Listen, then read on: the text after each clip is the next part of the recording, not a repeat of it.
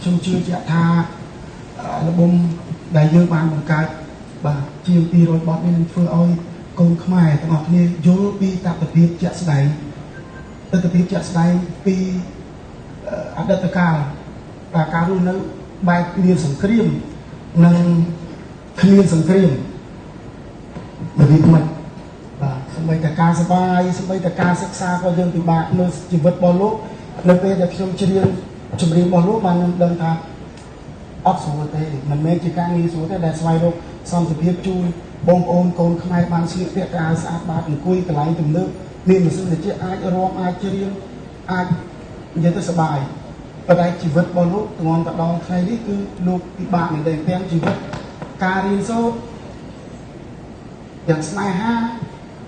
ទាំងការបែកបាក់និងការជួបជុំគឺមានគ្រប់រសជាតិនៅក្នុងសាច់រឿងមួយនេះអញ្ចឹងខ្ញុំលើកទឹកចិត្តបងប្អូនទាំងអស់គ្នាដែលនៅក្នុងនេះក៏ដូចជាបងប្អូនយើងបាទនៅប្រទេសខ្មែរឬនៅក្រៅស្រុកអាចចូលទៅមើលរឿងសាច់រឿងនេះហើយស្ដាប់បទចម្រៀងនេះហើយអ្នកទាំងអស់គ្នានឹងយល់ពីតម្លៃសន្តិភាពដែលពិបាករកដោយសម្ដេចតេជោក៏ដូចជាបដិបត្តិកម្ពុជារបស់ខ្លួន